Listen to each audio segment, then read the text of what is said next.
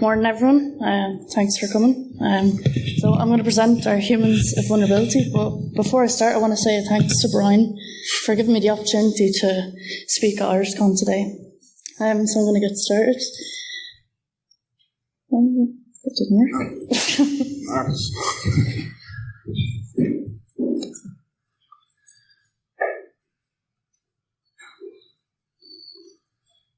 So, wait a second.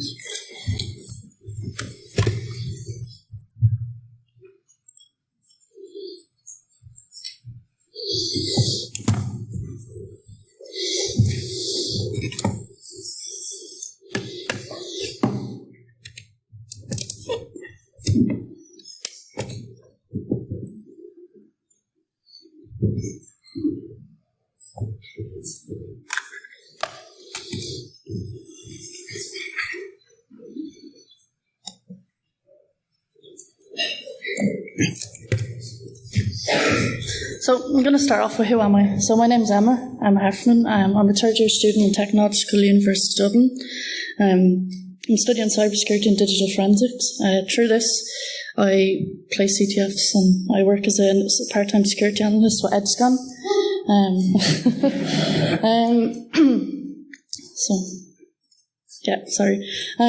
So I also play CTFs, and through school, I always wanted to be a maths teacher, and I wasn't 100% sure where I wanted to go. Do I want to do maths teaching? Do I want to go to accountancy? Things kind of didn't go my way. I'd done a cybersecurity camp back in June 2016, and that kind of led me to where I am.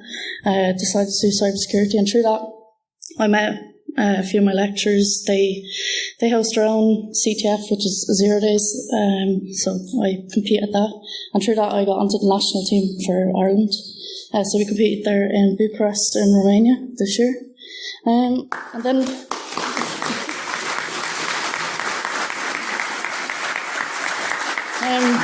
so through that, that's my passion is cybersecurity, maths, and mathematical, logical problem solving. So I'm going to go on to, do we feel that humans are a vulnerability to companies? Well, the simple answer is yes. Everyone's a vulnerability to anywhere or anything that we do. So further, I'm going to go on to my own spearfishing experience during the summer. I started with the internship in EdScan. I tweeted about starting in EdScan, how excited I was, and through this, I had a lot of people congratulating me, saying well done, that was great. Then I tweeted this, that I found a bug on, what looked like a bug on Twitter, which wasn't a bug, but it bugged me. So I posted this. I had loads of people get in contact, say, here's what you could do, here's some suggestions. But I had one guy, and he was a bit like, DM me. He tweeted a couple of times under my post, and I was like, okay, yeah, grand. So I opened my DMs, let him message me, and he was like, oh, hey, you can do this, you can do bug bounties, you can... So I had a look, and then I kind of gave up the whole bug thing because it wasn't a bug. And then kind of a few days later, he kept texting me and saying, what's this domain for? So he asked me about a domain that he'd been scanning the company's network, obviously. Kind of didn't reply, didn't want to, reveal too much information. Not that it could have been a security breach, could have been a serious security breach if I had given any information to this guy. It rang alarm bells to me because, I'd only started in EdScan a couple of weeks, and then there's this guy, getting in contact saying, what's this URL for? So it was kind of like as if he saw me as the weak link for the company, as a vulnerability for the company. So then kind of got me thinking. He sent me a message. I'm a good hacker and I won't hack you. Don't worry. And I'm like, okay. Trust me. Yeah. So I was thinking about it. So I was like, I'll check out his profile. Looked at his profile. Noticed he's a Python hacker. So whatever a Python hacker is, I'm not sure. And if anyone knows, you can let me know.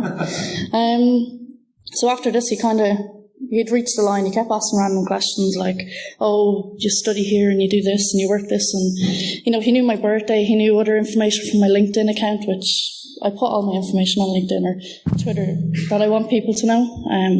So he had enough information that if he had asked me what my dog's name was, he probably would have got into my email or whatever. So I blocked him, goodbye to him, but through the whole process of learning from this, I'd reported up the ranks, made sure that the company was aware that this guy had asked me what this URL was for, and it's not that I gave him any information about the company, but if he had tried anything, like any attacks against the URL or anything as such. So I blocked him, but through this I kind of learned the lesson that I shouldn't have opened my DMs for this guy, and I should always be wary who you add, and how much you give these people. Like, they're experts in the fields. We don't actually know what they're doing. They could look friendly, but they're not friendly, or, vice versa. This guy he might not have been malicious, but then he could have been malicious, so you kind of had to be wary about it. So it kind of got me thinking then, like, I'm not the only one that this has happened to, so I kind of started researching, and I found this tweet the other day. So someone was a vulnerability for the company as such. Lots of people use like Instagram and Twitter, and sometimes we don't think when we're posting, and we post stuff, and obviously this person had put up a picture of, so basically the two guys, they're famous, and this person took the picture of them. If you can't really see it on the board either, but you can see the Gmail password and the email account was also in the picture, and a stranger had noticed this and said, "Oh, look, there's actually a flaw there."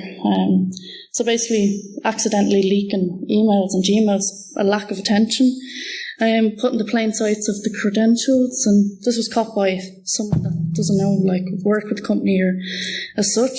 Then another one was, I'm not sure if anyone knows the Equifax admin. So that was another human error, like no one changed the default of the password. So you have your admin, and why don't we use KeyPass or, password managers as such? Just remember one long strong password as opposed to having one long strong password, but on every platform that we use. So moving on then, we have a per choice of password management, which kind of ties in with the last one. So Dropbox, an employee of the company reused their LinkedIn password on their Dropbox, which gave access to anyone that had originally got the breach.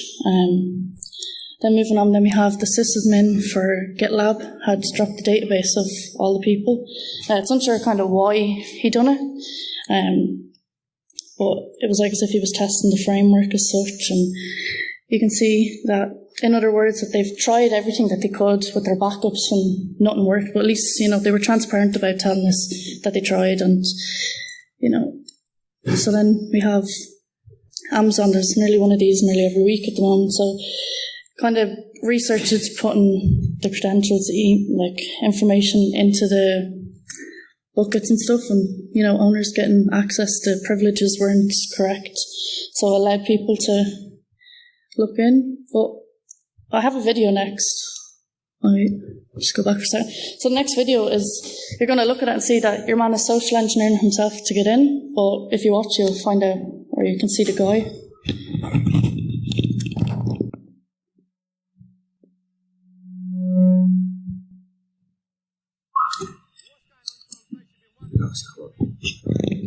Okay, I'll play the video anyway, and you might not hear it, but I'll explain what he's talking about. Here we are outside Yokohama, Japan's international stadium, where the Rugby World Cup final is, and I don't fancy paying. Let's go.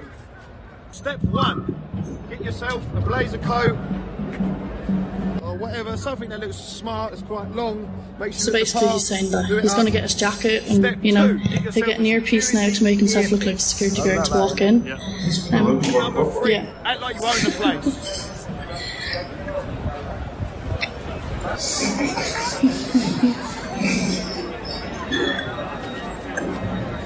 So basically you can see that he's walking through without showing any ticket or any signs of he should or shouldn't be there.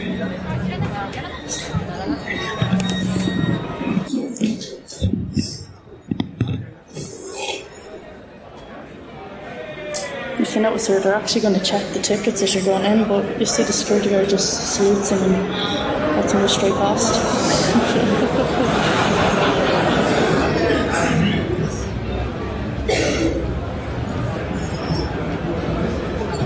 Well, how easy was that? We've already won. So basically, he social engineered himself in, let people think, I belong here. I suppose the humans in that allowed him walk past are actually the vulnerability, because, how many other people could have got into the World Cup and, got a free ticket and not have to pay. So looking at these examples, just like a quick summary of what they're about. Like, in my own experience, I learned, trust nobody until you're proven otherwise.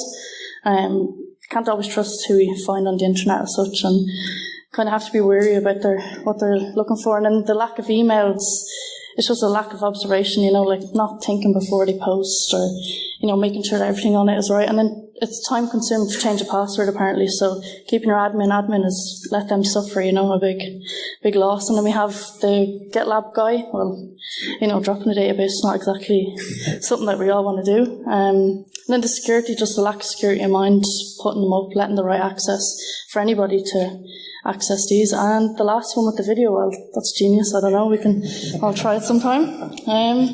So with that being said, I just have a question for the audience. Can we afford to not invest in our employees or humans as such? Is it worth not investing in them? I definitely think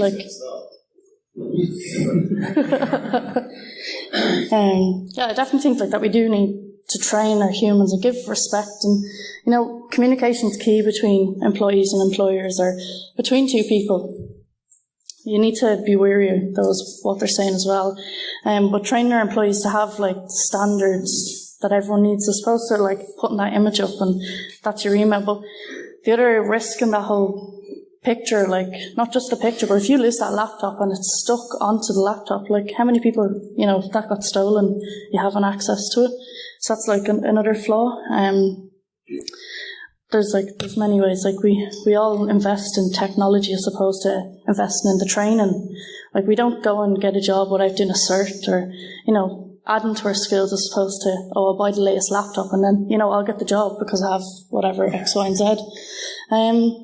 But going off this it's we can patch our software, but we cannot patch humans. Obviously that's controversial. We can train our humans and we can teach them the right ways of getting there, but that's my end point of the whole presentation. We can patch software, but we can't patch the humans. So with that said, I'd like to thank everyone for listening. If you have any questions, I'm here. Yeah.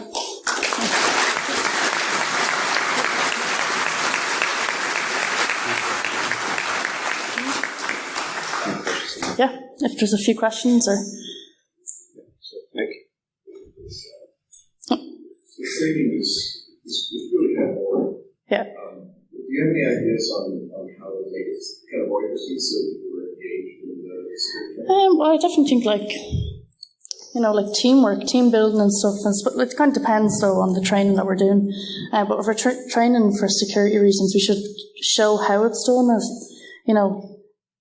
provide a few alternatives of how. I'm not exactly I haven't taught too much on the training side of it, but that could be. I think we kind of need to all work as a collective group. That's my answer. I don't really have, yeah. Mick? Well, congratulations on your first public speech. Thanks.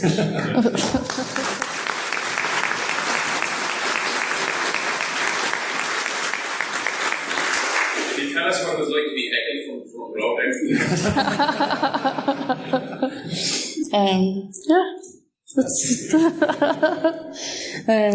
I don't quite understand what the word means, but yeah. Yes. Yeah. Who was following you on Twitter? Yeah. Did you ever hear from him again? Well, he would I hadn't blocked him straight after he had sent me, "Oh, he won't hack you." I left him let him, because he was liking all my tweets and retweeting, and he was getting me views, so it was, that was good for me. Then it kind of got to the point where he was messaging me "Oh, happy birthday," or I put a tweet up about an interesting YouTube video that I'd watched and I shared it with everyone, and he's like, "Oh, really? Can you explain more?" And then he was telling me that he had bugs for me with just a ton of links, and he told me to go look for them, and I was kind of yeah, but I'm not going to click your URLs, I'm not going to so it got to the stage after he was like, "Happy birthday," he had enough information that I was just yeah, that's kind of the end. But yeah, interesting, yeah. Yep. Given your personal experience with Twitter and also now speaking on stage, yeah. do you have a good idea of where the line is in terms of information you would prefer people to be visible? It is useful to be visible for the sake of getting speaking engagements for a job. Yeah. Well, I definitely think like being visible online is good, you know, because you're interacting. I love networking. I love getting to know new people. So that's my big thing. And, you know, I didn't want to decline this guy just because, you know, he might have been strange or whatever. I wanted to see what he had to say. And then it kind of got strange that he was like, oh, I won't hack you, you know. But you kind of, I don't draw the line straight away. I kind of, you know, you never judge a book by its cover. So I kind of get to know the person and, you know where you stand then. Kind of, yeah, if the answers to your question as such, kind of, technically, yeah. But if you, I can answer it after, you know. Yeah. Is there any more questions?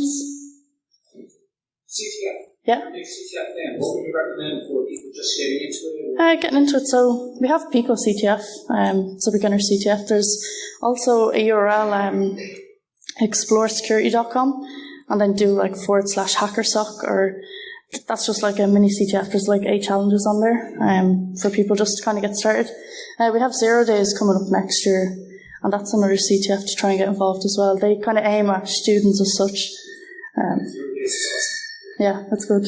Yeah. And the technology ICT SchoolNet, they run CTFs as well, and they run for companies to help encourage way to address the skills gap by getting people who aren't traditional IT or in cybersecurity to take part in it and then get an interest in cybersecurity. So talk to them too. Yeah. And you need drop next door and see the CTF. Pop in and see the CTF. Yeah. That's where Emma's gone next. Yeah. Yeah. Any more questions or we good? No? Yeah. I think that's good. Yeah.